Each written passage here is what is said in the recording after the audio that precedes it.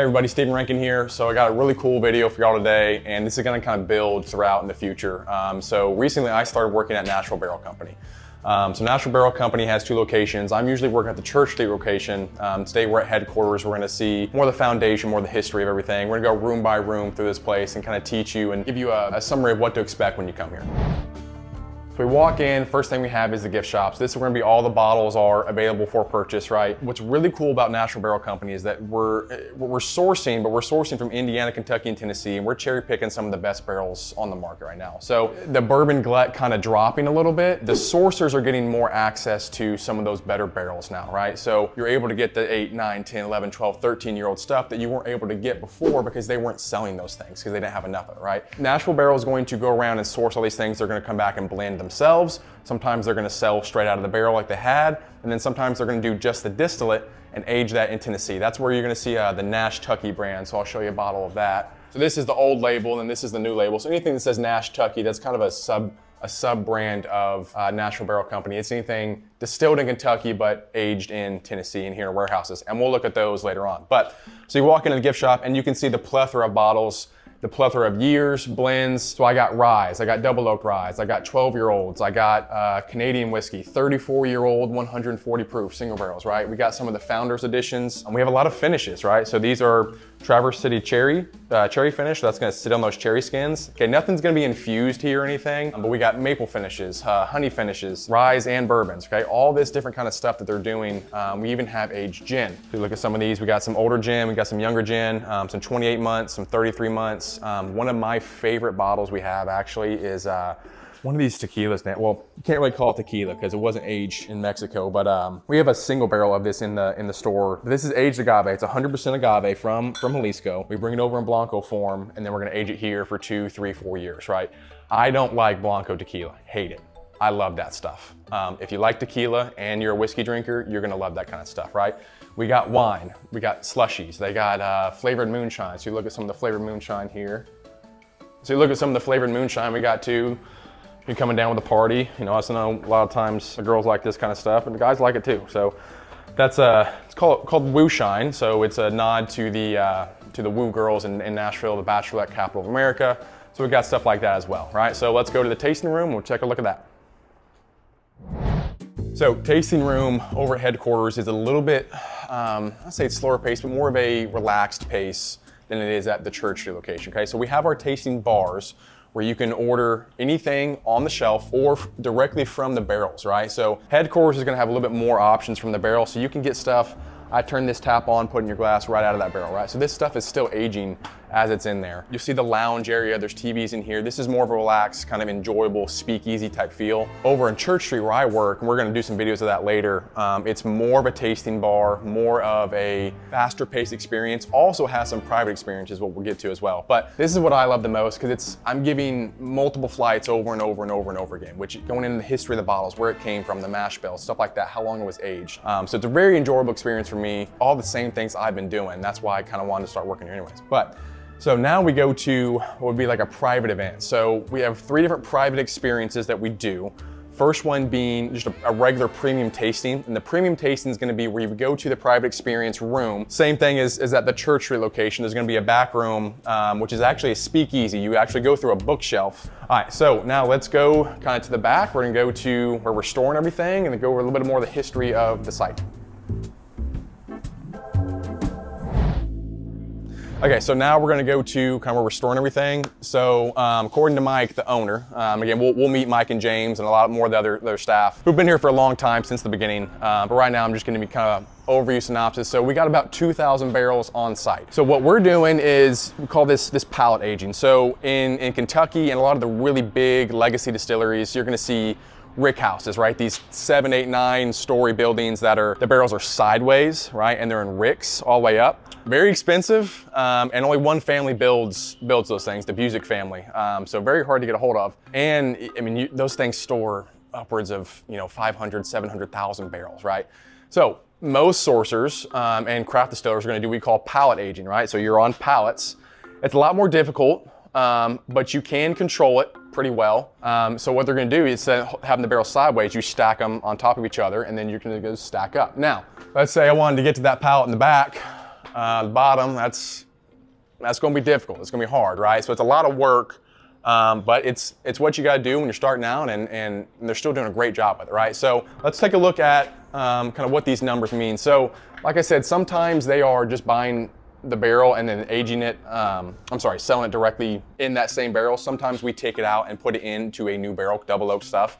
These are the codes right here. So this is going to be kind of the serial number, if you will, of the barrel describing what everything is, right? So I got the year, I got the month, and I got the day, right? And then this is gonna be the, kind of mash bill. So this is gonna be a MGP barrel, right? So we're gonna go high or low rye. This is gonna be the low rye mash bill, which is actually still kind of a higher rye. What's also really cool about Nashville Barrel is we're doing a lot of the Kelvin barrel stuff. So we'll go over more detail in the Kelvin barrels when I start doing reviews on those bottles. But Kelvin barrels are the luxury barrels of the industry, right? So even your barrel, the quality of your barrel is going to determine how good your whiskey will be, right? Kelvin barrels are more handcrafted. It's a smaller family-owned business. They've got more tradition, more history, more time in the business. And they're going to be doing special things with their barrels and even the trees that they're picking to make those barrels with. So very hand-selected stuff.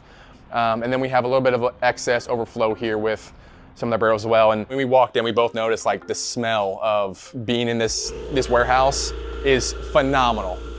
Air pressure kick on there right there. But well, as soon as we opened that door, all that aging whiskey came out, and it is just phenomenal. It's a once in a lifetime experience if you've ever been to a rick house or any kind of aging facility of whiskey, right? Stella, hey, come here. So guys, this is Stella. This is Mike and Jennifer's dog. She's actually famous with the company, so she actually does a barrel pick every year. So you'll see, we'll go back up front and look at Stella's stash. So every year they will let her loose in the warehouse, and Mike and James will roll out a couple barrels for her to choose from, and she will sit on a certain barrel, and that becomes Stella's stash. So this year it is a Tennessee bourbon, not Tennessee whiskey. It's a Tennessee bourbon. It's a 5-year-old, and it's damn good. Again, it's only 5 years old, but it's one of the better Tennessee products I've ever had. Check that out as well.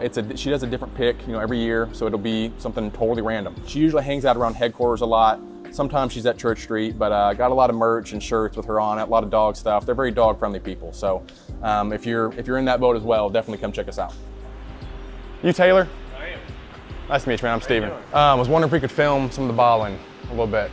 Yeah. Yeah? Okay. You want to do the actual bottling? Yeah, just you see kind of what that looks like. Yeah, okay. I got someone to do it. I can do a few of them. All right. So once I get in the rhythm, usually what I do is while these are filling, I'll get over here and cork these up and just get in the rhythm and knock it out. This right here, 6-year-old Kentucky bourbon.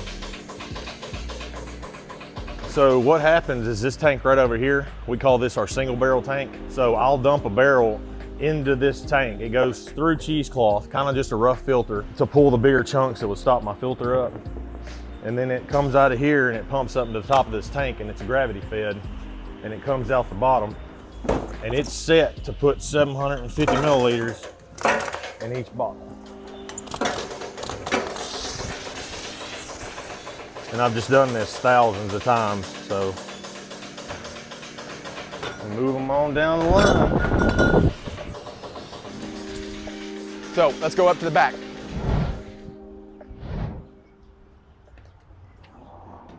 So as we go up through the back, so this is more of a party venue thing. So we can have a lot of large events over here at the headquarters spot. Do a lot of corporate events, a lot of like, small musician concerts, weddings, even parties with families, right? You want to rent out this space. So nice big pavilion right here. All right, this is a great place to do any kind of parties you want to do, experience all the whiskey that we have in here, do some tastings, and just hang out and have a good time, right? Again, live music. What's really cool about this location is if you know anything about whiskey, you know who George Dickel is, right? So George Dickel is actually buried in this cemetery right here. I don't know how many other people can say that they got a brand name whiskey distiller buried in their backyard. So maybe a little bit of good juju there. That's what's rubbing off and everything here. But guys, really cool experience to come here. Again, we're gonna do some stuff at the Church Street location a lot. That's where we're gonna be doing a lot of reviews. But we're gonna interview Mike and James. We're gonna interview a lot of the staff here, tell you the deep history of Nashville Barrel, because it didn't just start in 2019. That's when the brand started, but they've been doing this stuff for years, right? They've been doing these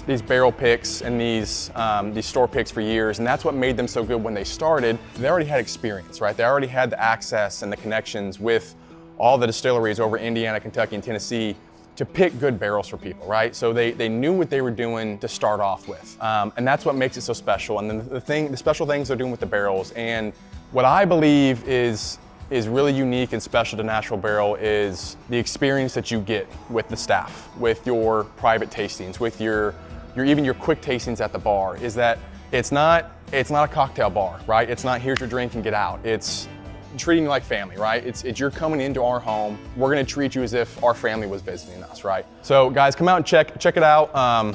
This is the location off of Fessler's Lane.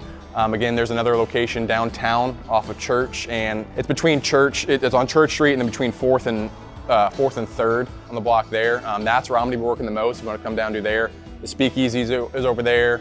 We'll do a lot of really cool experiences. If you guys have had any of these bottles, let me know what you think about them, and I look forward to doing a lot of these reviews in the future.